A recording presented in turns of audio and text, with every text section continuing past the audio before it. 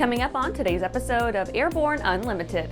New fixed-gear Electra trainer enters service. Presidential Osprey grounded due to safety concerns. SpaceX sets sights on 25 Starship launches in 2025.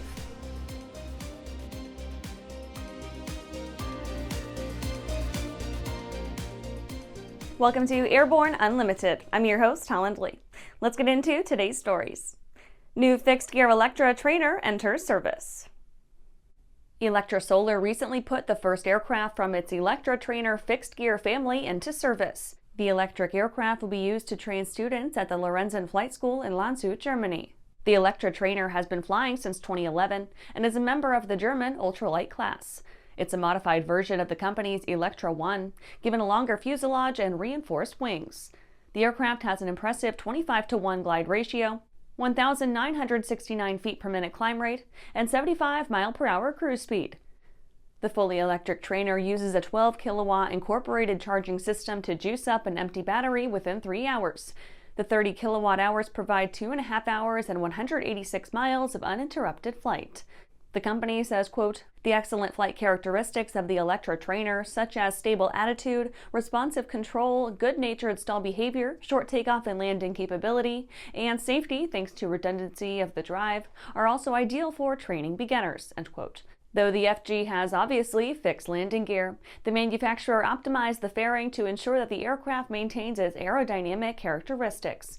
It has larger winglets than the retractable gear version to further reduce drag. Also, the space saved from pinning the landing gear gives customers the option to install additional batteries. This raises the expected flight time to 3 hours. After the break, EAA Ray Foundation scholarships attain 600 pilot certificates earned.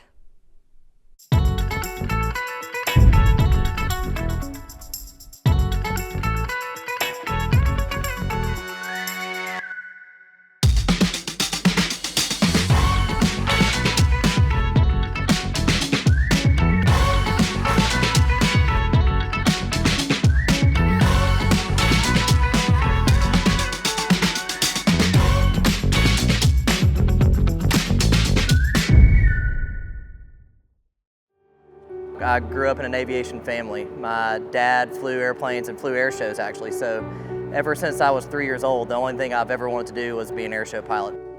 It's cliche, but I get to live my dream every single day. I'm currently using the Hartzell Talon, the new aerobatic propeller. It's increased the performance of the airplane. It's made the harmonics balance throughout the airplane so much better. By far the best aerobatic propeller that I've ever flown behind. Welcome back. Now let's take a trip around the patch for some shorter stories. EAA Ray Foundation scholarships attain 600 pilot certificates earned. The EAA Ray Aviation Scholarship Program has recently passed a significant milestone, as 600 scholarship recipients have completed flight training and earned pilot certificates. The EAA Scholarship Program is funded by the Ray Foundation, founded by James C. and Joan L. Ray. EAA manages the program and administers it through the EAA Chapter Network. The program awards scholarships for qualified applicants to realize their aviation dreams. Funding for the 2025 program has been increased to $2.25 million, and each recipient will receive up to $12,000 to fund their pilot training. MagniX breaks record and concludes NASA test campaign. MagniX's Magni 650 electric propulsion unit recently completed its extensive NASA test campaign. This moves the device one step closer to achieving the world's first electric engine certification. The Magni 650 conducted testing at NASA's Electric Aircraft Testbed in Sandusky, Ohio. It was able to provide a maximum continuous 700 kilowatts of power at an altitude of 30,000 feet, making it a strong competitor in electric propulsion. Cyber Monday deals on Ruko U-11 mini drone.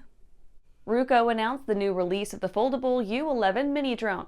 With this new drone, Ruko was thoughtful about what beginners need and designed it specifically for new users or novices. Its unique design with upgraded components combined with the user-friendly app interface make it ideal for beginners. The U-11 Mini is lightweight, portable, and folds into its carrying bag. It weighs in at just 235 grams or 8.3 ounces, which eliminates the need for FAA registration and allows convenient and unrestricted flying. Royal Canadian Air Force orders 19 PC-21 trainers. The Royal Canadian Air Force has signed a contract with Pilatus to receive 19 PC-21 training aircraft. The deal was made alongside SkyAlign for RCAF's future aircrew training program. The new PC-21 fleet will be located at the Moose Jaw Canadian Forces Base in Saskatchewan. The aircraft will be used to train the next generation of Canadian military pilots. That's it for today's trip around the patch. Let's get back to the rest of the news. Presidential Osprey grounded due to safety concerns. A V-22 Osprey, part of the Marine Corps HMX-1 presidential helicopter fleet, was grounded in the middle of a ferry flight transporting White House officials. A witness reported seeing flames under the aircraft's right engine. The Osprey was being used to pick up White House staff and other government officials from an event in New York on November 25th. The occupants deboarded the aircraft and took off on a standby Osprey to meet President Joe Biden at a Friendsgiving ceremony in Staten Island. One of the journalists traveling with the president claimed that a part of the Osprey located under its right engine was on fire. The incident allegedly caused only a short delay to Biden's return to Washington later that night. On the same day, lawmakers wrote Defense Secretary Lloyd Austin requesting that he ground the entire U.S. military's V-22 Osprey fleet again. They recommended that the aircraft remain out of service until safety and design issues are resolved. This follows a recent in-depth investigation of the Osprey's accident record conducted by the Associated Press. After these messages, SpaceX sets sights on 25 Starship launches in 2025. Looking for a new generation of proven and efficient aviation power plants that boast modern engineering, electronic ignition, and both direct and gear drive systems? With 100 horsepower to 240 horsepower, the Skyline and Redline engines offer uncommon value in an overpriced industry. Whether you are looking for fixed wing or rotor, MW Fly Americas has been established to service the American market with dedication and expertise. MWFlyAmericas.com. Meet the first of a new generation of the M-Class family. The M700 Fury. An aircraft worthy of the name, an indomitable force. The M700 Fury transcends traditional limits with more power, blistering performance, a finely appointed interior, and the luxury of what matters most: time.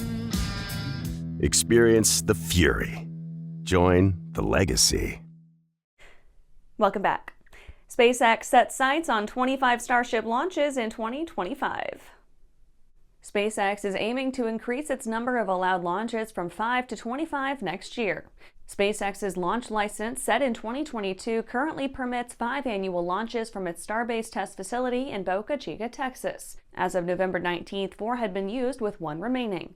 The 25 launch allowance reflects the long-term ambitions of company CEO Elon Musk, who hopes to send hundreds of Starship missions to space before the end of the decade. The launches would begin at the Starbase test facility as normal, then could progress to floating platforms in the Gulf of Mexico, Pacific Ocean, Indian Ocean, or various other locations. To earn this right, however, SpaceX will need to obtain either a new or modified license from the FAA. The FAA is reviewing the environmental impacts of increasing the launch frequency, specifically regarding wildlife harm, air emissions, water quality, and noise pollution near the site. SpaceX has already been fined over $150,000 for related violations in previous launches.